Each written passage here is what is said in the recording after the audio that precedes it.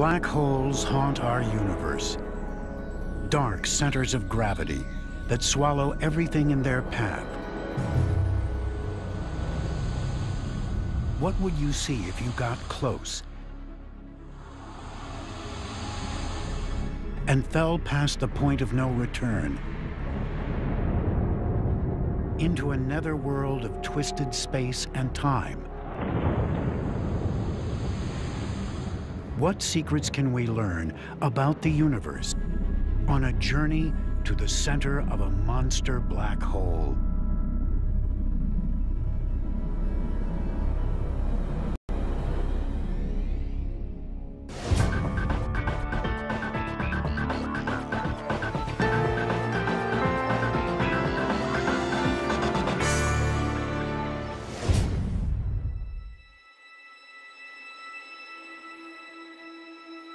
Imagine traveling to the very center of our galaxy,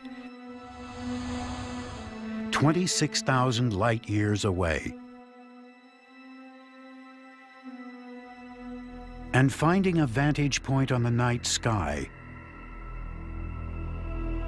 You'd see millions of stars, and on the horizon, a strange dark sphere rising.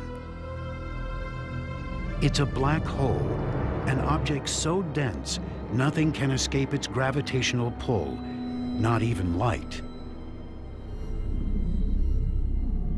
This monster is 10 times the size of our sun, yet millions of times heavier. It's not the only one out there. In nearly every large galaxy, astronomers have found evidence of black holes, millions, even billions of times the mass of the sun.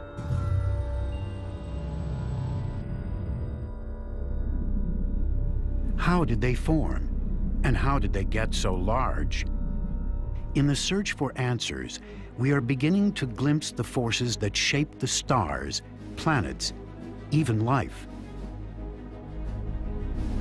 And now, by tracing the life cycle of black holes, scientists are finding clues to the fate that awaits our galaxy and the universe at large.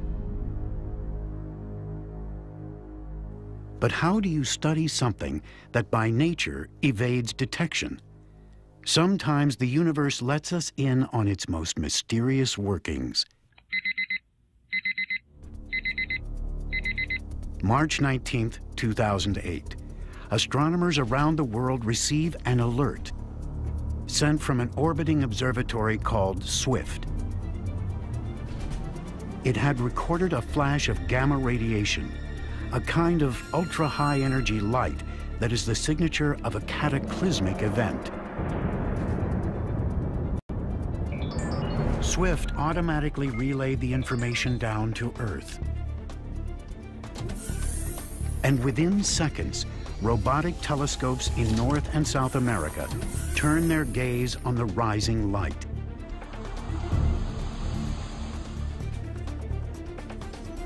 Astronomers dial into the data to see how bright and powerful the flash had become.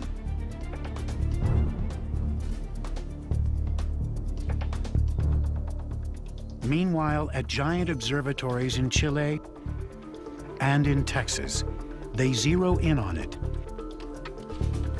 using specialized instruments to split the light into all its different wavelengths.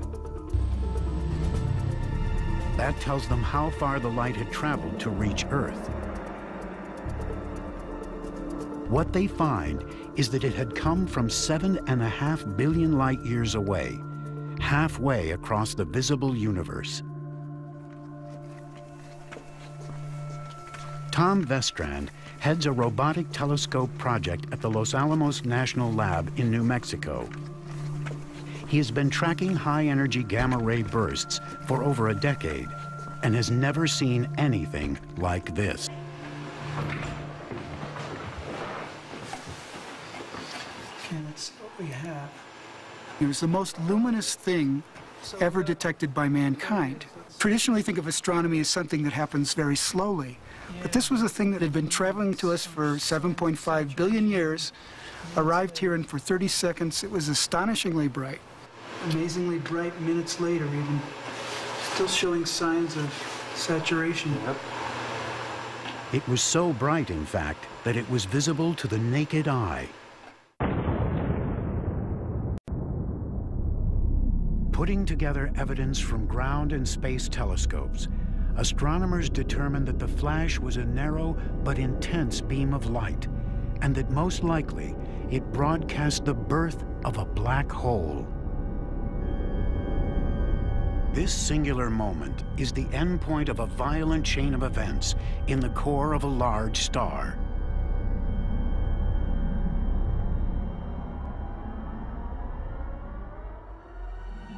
All stars shine by burning light elements like hydrogen. In the largest ones, intense heat fuses these elements into heavier ones, like carbon, silicon, and finally iron. Like hot air in a balloon, heat and light from these nuclear fires creates an outward pressure that prevents the star's massive outer layers from collapsing inward. Eventually that fuel runs out, the energy flows out through the star off into space. It can't go on forever.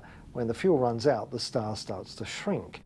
And when that iron core builds up to about 1.4 times the mass of the Sun, it can no longer hold itself up against the pressure, and it will collapse. In some cases, as matter slams into the star's core, the impact creates a powerful shock wave that races back out and literally blows the star apart.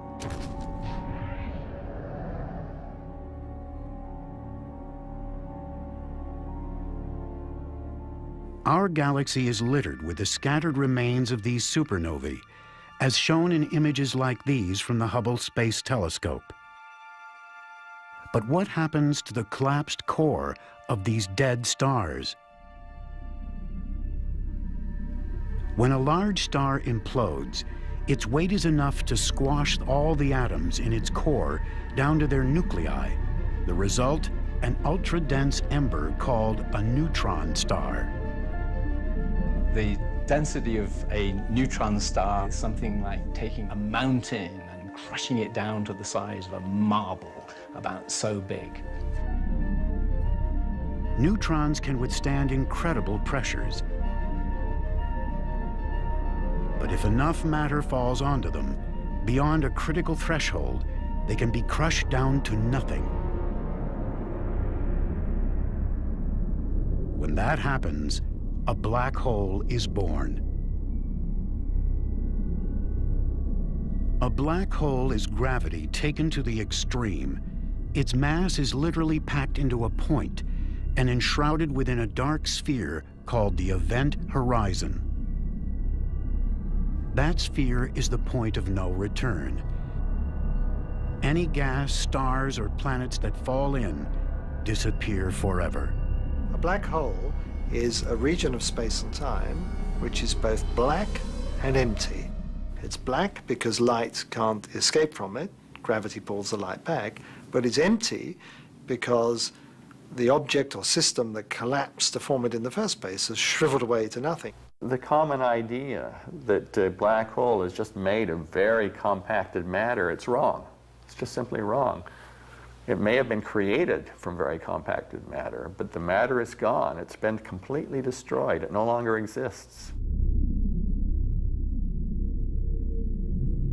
And yet it leaves behind a powerful legacy, its gravity.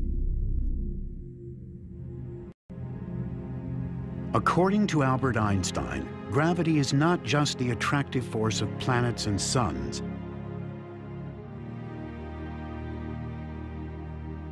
It's a warping of space and time, what scientists call space-time, in the presence of massive objects.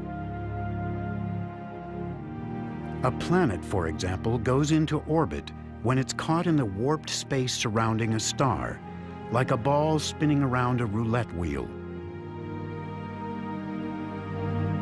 With the mass of a star squashed down to a point, a black hole is a deep puncture in space-time. When a black hole is born, the energy gets transformed from the energy of the matter to the energy of warped space-time. So it's a transformation of the form of the energy from one to another, but the energy is still conserved. What you're left behind with is warped space-time that has a huge amount of energy in it.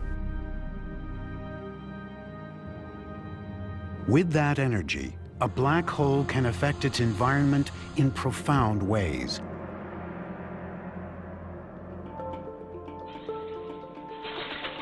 On our planet Earth, we know gravity as the force that brings everything down. The impact releases energy, a crash.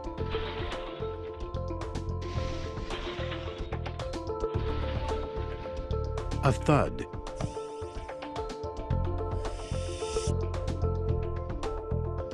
A shatter.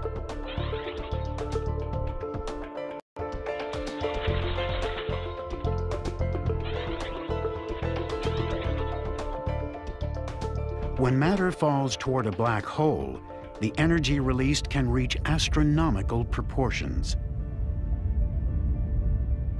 When we look at how they affect the rest of the universe, we look at what happens around them, what happens when stuff exploits this huge gravitational potential, this huge gravitational hole that they form, and how that is exploited to make energy. Such energy emissions are part of a growing body of evidence that black holes, famous for hiding in the dark, have a history of outbursts that have reached across the cosmos and shaped the universe we know.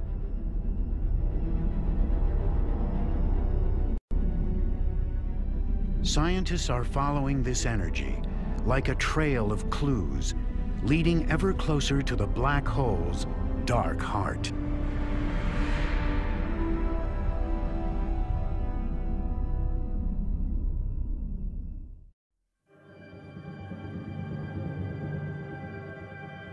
Astronomers once saw black holes as rare and exotic in a universe seemingly dominated by stars and galaxies. A radically new view has emerged from surveys of galaxies and black holes stretching deep into the universe.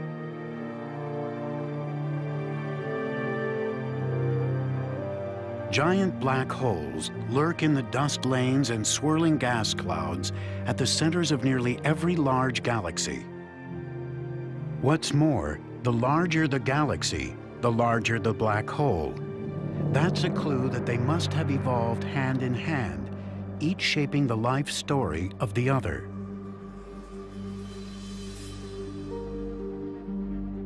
To find out the role black holes played in the evolution of the universe, astronomers are trying to recreate this shared history with what amounts to a whole new branch of science.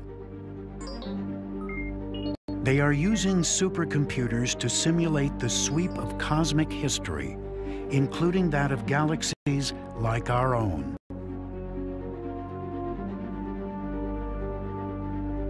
This simulation takes us back to just a few 100 million years after the beginning of the universe.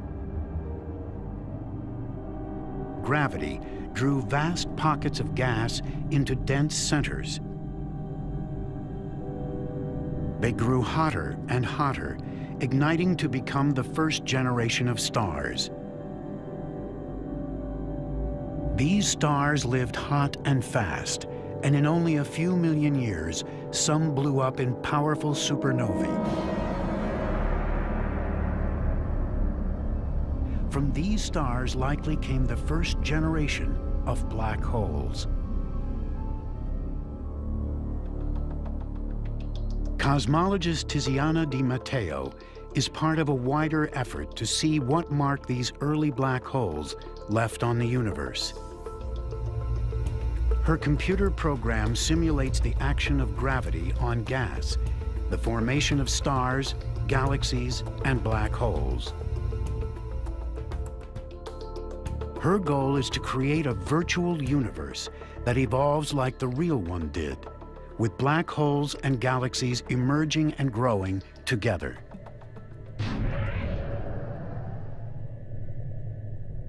Our Milky Way galaxy is located in a quiet part of the universe, with relatively few other galaxies around it. Move out across the cosmic void, 50 million light-years away, and you encounter the Great Virgo Cluster, filled with thousands of galaxies. Recent telescope surveys show that this region is part of a larger pattern of galaxies, resembling a vast spider's web. To get her virtual universe to look like this, Tiziana needs to know what cosmic conditions gave rise to black holes and galaxies in the first place. So it's a beautiful problem because we start from extremely well-specified initial conditions. We know the initial condition of the universe, and that's very rare in astrophysics, in cosmology, in any branch of physics. Details of what the universe was like in its earliest times have come courtesy of a breakthrough observatory called WMAP. It found a blotchy pattern in a kind of radiation generated soon after the Big Bang. Astronomers believe this pattern is the origin of the spider's web structure they see in their telescopes.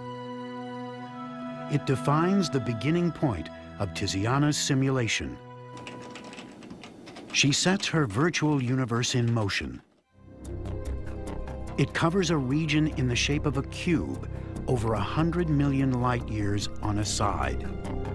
The result, an intricate cosmic web with gravity drawing matter into filaments and knots on the largest of scales. In places where filaments come together, galaxies and black holes first begin to appear. All the matter that is coming in from the large scale will also allow the black hole to grow because of these gases being transported from large scale all the way into the galaxy, and the galaxy all the way into the center, and therefore feeding and growing these central black holes at a very high rate. In this sequence drawn from her simulation, the circles indicate the appearance of black holes within the data. What she finds is that as these black holes gain mass, gravity pulls them toward the densest regions, where a few grow larger than all the rest. How did these chosen few black holes grow so rapidly? The orbiting Chandra X-ray Observatory recently turned up evidence at the centers of galaxies back in the time of the early universe. These images show its remarkable find, actual supermassive black hole pairs, beginning what astronomers believe is a dance of death.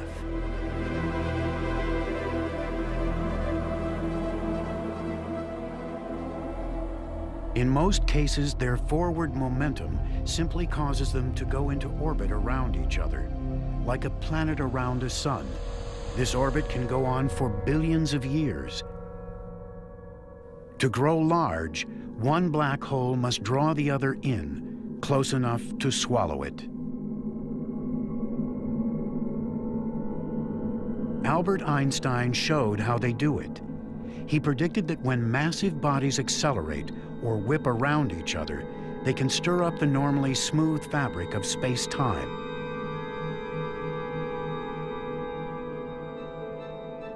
It's like a rock hitting a pond. Some of the energy of the impact is transferred to waves that move outward along the surface. Likewise, a titanic collision of black holes would send waves, gravity waves, racing across the universe. So you have two tornadoes embedded in a third larger tornado, and they're going to come crashing together, and you want to know what happens when these tornadoes are not made from whirling air, but made from whirling warped space and time. This simulation shows what happens. As two black holes get close, they turn space into a turbulent sea of gravity waves. These waves have the effect of carrying energy away from the orbit itself. That allows the pair to draw each other in and merge into one. We go back to half of the age of the universe, and all of these black holes are swallowing large amounts of gas. So it's a fun time. It's sort of the golden age for the growth of most black holes. The reason why is because most of the large major mergers are occurring in the universe around this time. This simulation shows how a galaxy like our own might have taken shape in a flurry of mergers and collisions.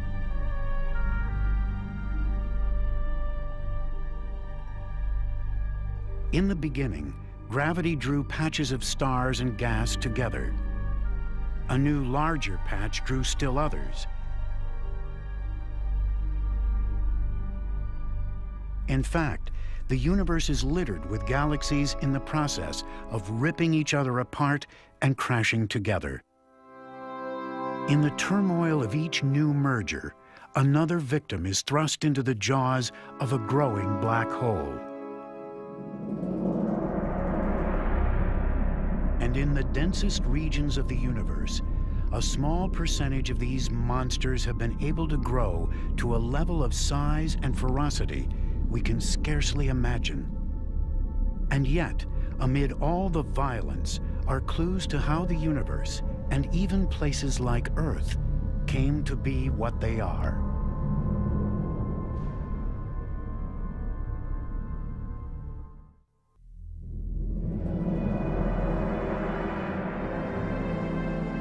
Astronomers have long puzzled over a class of ultra-bright beacons of light from the distant universe called quasars.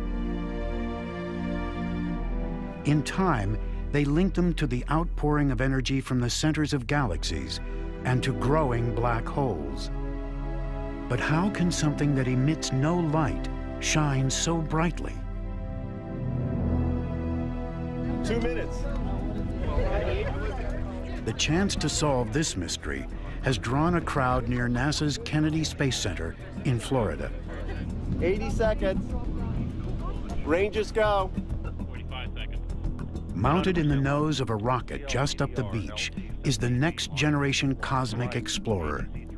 10, 9, 8, 7, 6, 5, 4, 3, 2, 1, go. 0. Liftoff. The Delta rocket carrying in blast. Gamma ray telescope searching. The Fermi Gamma Ray Space Telescope is part of a larger effort to explore the role black holes play in shaping the universe.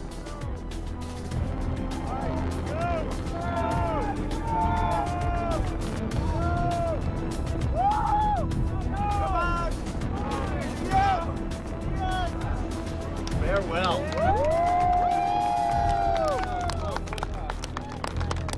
On the other side, yeah.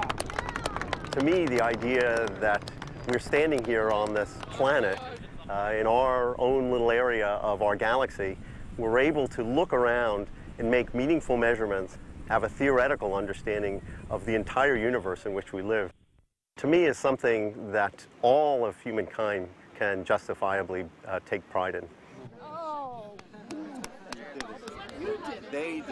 The black holes that interest Steve Ritz, a project scientist, and his team are among the largest ones out there. The energy they emit is thought to stem from periods of rapid growth at the center of galactic feeding frenzies. Billions of years ago, in places where the universe was dense with matter, gravity drew swarms of young galaxies hurtling toward each other. A large galaxy grew in the center, and when another galaxy fell toward it, it hurled matter at a central black hole. Force-fed like this, the black hole could grow up to several billion times the size of our own sun. Probing the Perseus Galaxy cluster, the Chandra X-ray Observatory found immense hot cavities hollowed out of the surrounding gas. The culprit, they believe, is a jet of radiation coming from a large central galaxy. As it roared out, this jet created shock waves so powerful it pushed huge volumes of gas beyond the central region. And without this gas, new stars can't form. That explains why some of the largest galaxies are filled with old stars, most likely born before their black holes began erupting. At the same time, a black hole jet can seed the surrounding regions with the heavy elements needed to form solar systems and planets like ours. The black hole also has the property that as it spins on its axis, as the Earth spins, it drags space into a whirling motion like the air in a tornado, faster near the horizon, slower farther away, just as the air in a tornado is whirling faster near the core than it is farther away. In the eye of this cosmic tornado, gas and stars flow into the hole along a rapidly spinning disk.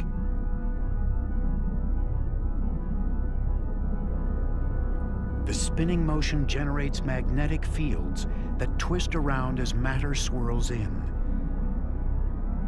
These fields channel some of the inflowing matter out into a pair of high-energy jets.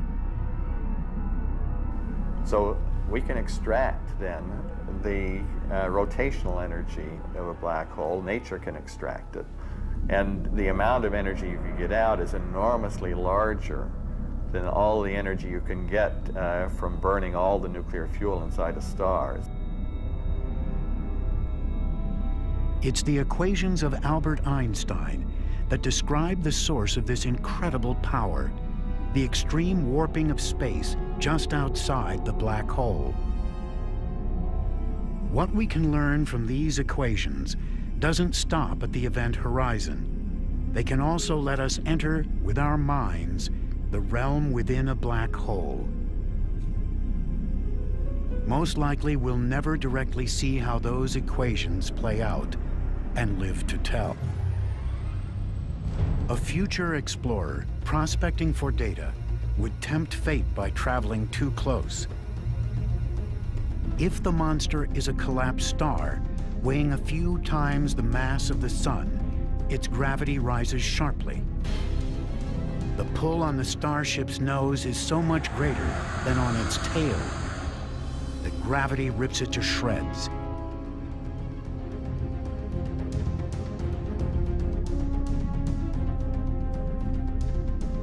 Ironically, you'd find a gentler ride into a supermassive black hole. Its larger size means its gravity is more spread out. What you'd find if you made it inside is the most extreme destination in all the universe.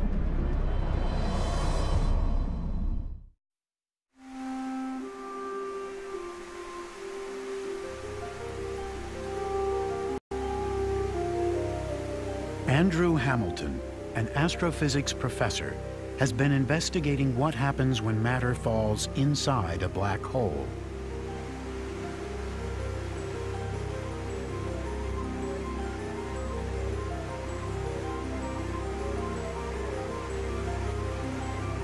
Using Einstein's equations, he and other scientists believe that falling into a black hole is equivalent to moving down a river and tumbling over a waterfall.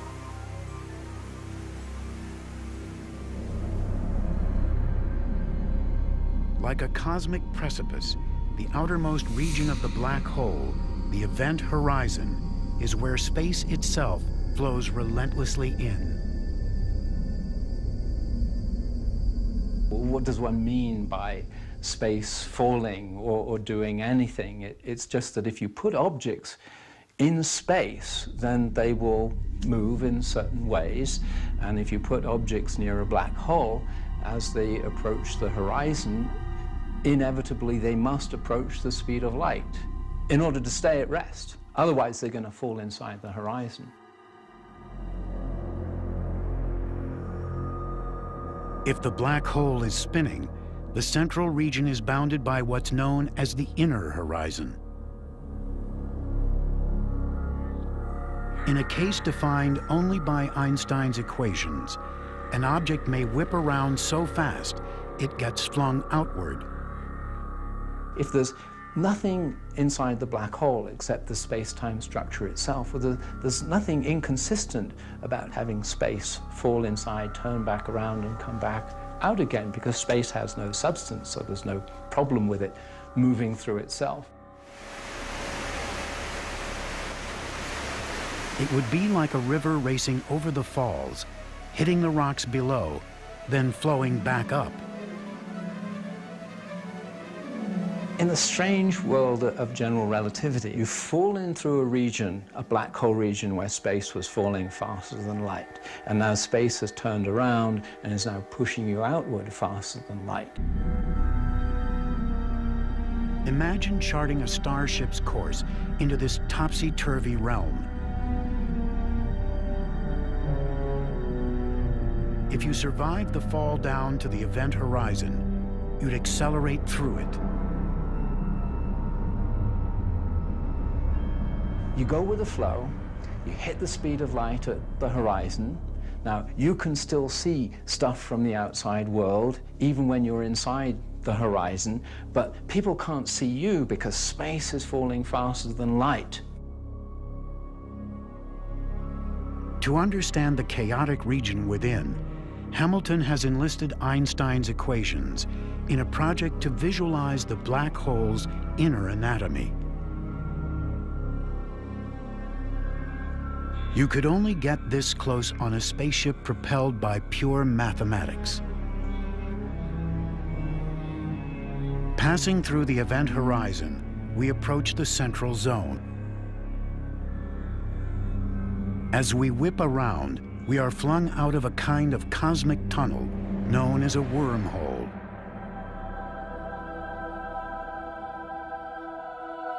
At its end, we pass through what's known as a white hole.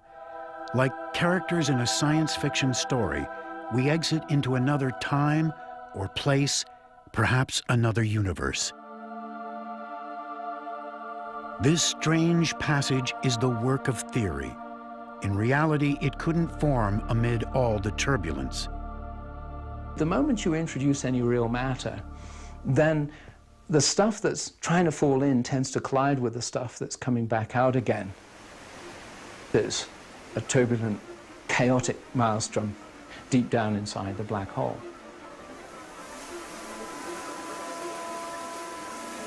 In a waterfall, this collision zone is where water crashes on the rocks and ricochets into the downward flow. Here, turbulence rises. All order disappears. In a black hole, the collision zone is the inner horizon, where swirling matter envelops the central core.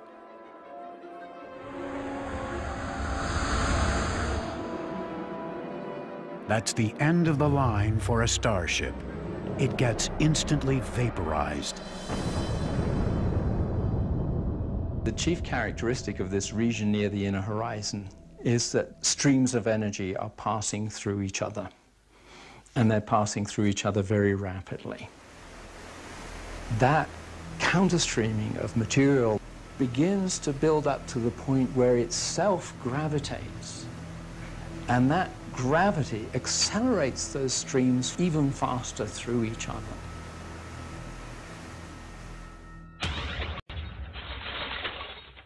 In the gentle world we know, the energy released by gravity quickly dissipates. Whatever crashes down settles into a state of rest. Inside a black hole, the energy does not dissipate. Instead, it builds on itself, rising to an extreme state known as the Planck density. To grasp what that is, imagine taking all the matter we can see with our telescopes, all the trillions upon trillions of stars that make up all the galaxies in the universe, and crush it down to the size of a marble. No, don't stop there. Keep going. Crush it all the way down to less than the size of an atom. That is the Planck density. And that's the kind of density that is produced inside a black hole. It's the most extreme place in our universe outside the Big Bang. In this state, temperatures rise to 1 trillion times hotter than the center of our sun.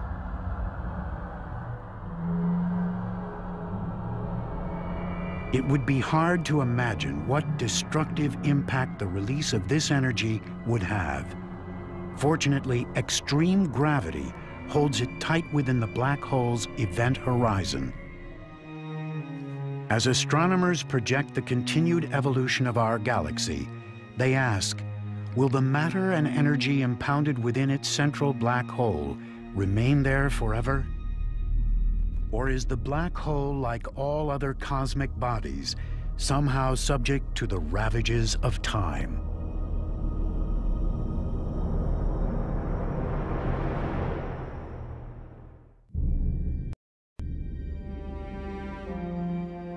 We live at a time in which most of the energy of the universe is produced by stars.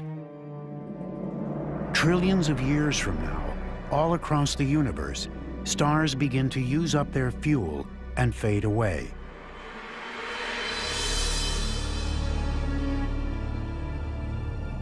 The largest stars fall toward the centers of galaxies, where they're swallowed by supermassive black holes.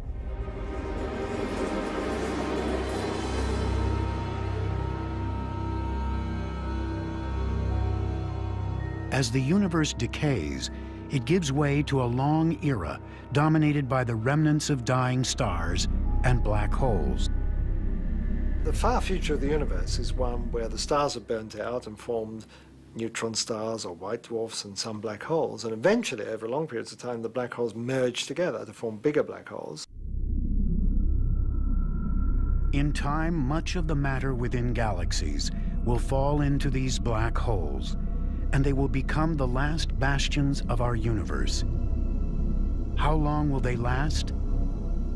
The answer may come from a theory proposed by the cosmologist Stephen Hawking.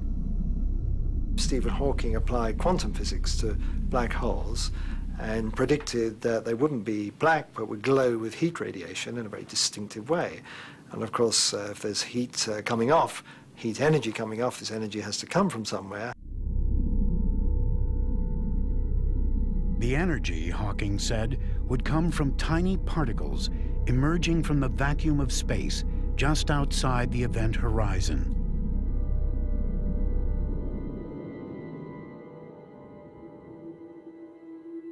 Some of those particles radiate away, taking minute amounts of mass from the black hole, like water evaporating from the ocean.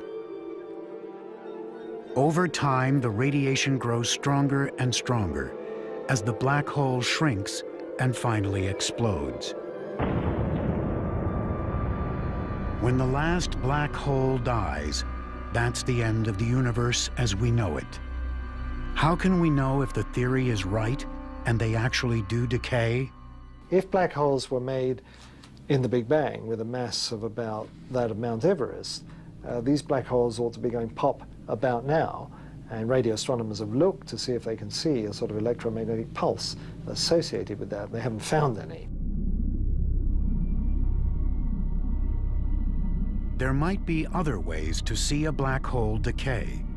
From all across space, black hole jets are blasting particles out at very near the speed of light.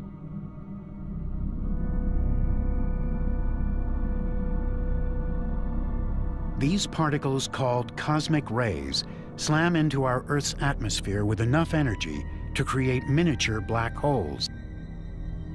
These mini monsters would decay immediately in a shower of particles, but they are very difficult to observe. We're almost to store. The emittances look good. Okay. What if you could produce collisions this powerful in an Earth-bound lab and under controlled conditions actually create a black hole? All right, so let's go ahead and If you could then watch it decay, it would provide a unique window onto the future of black holes. Okay, filling blue. So we'll start collimating in blue ring. It's hoped that taking two very high-energy small pieces of a very fast proton and colliding them with each other, you can put enough energy into a small enough space that you can actually create the conditions by which a black hole would form. These black holes are supposed to be very small, therefore very hot, and therefore they essentially radiate themselves away immediately. 1.2, 1.3, 10 to the 9. Barbecue is still locked. Feedback looks good. All right, here we go. At Brookhaven National Lab in New York State, physicists are using advanced technology to blast gold atoms in opposite directions down giant tunnels almost 2.5 miles long. They accelerate these atoms to within a tiny fraction of the speed of light.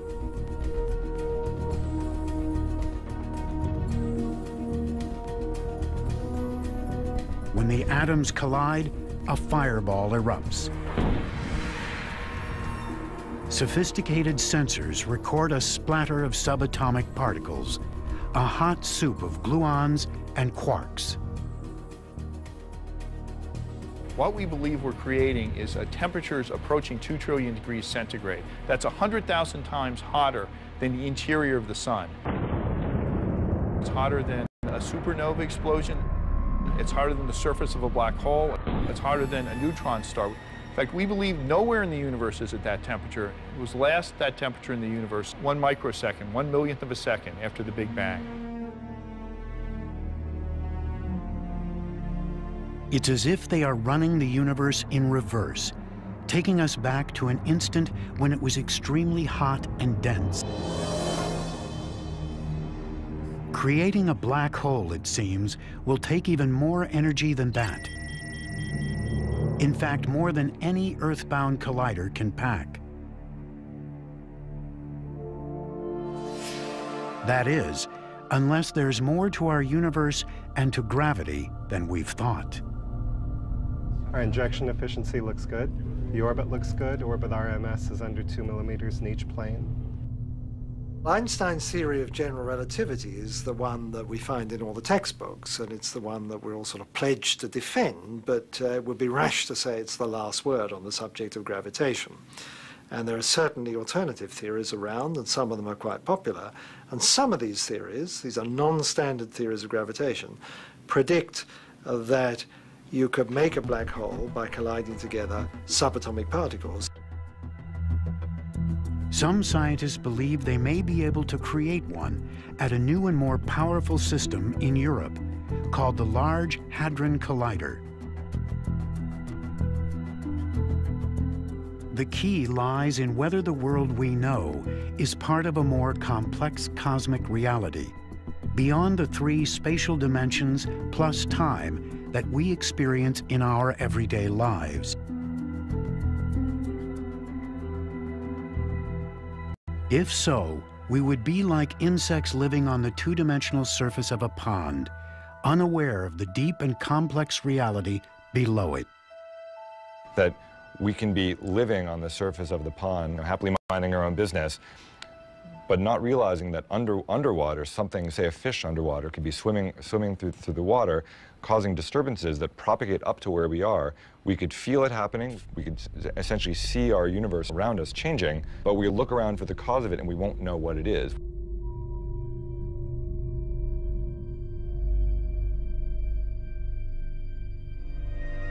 The idea is that a number of extra dimensions actually intersect our world.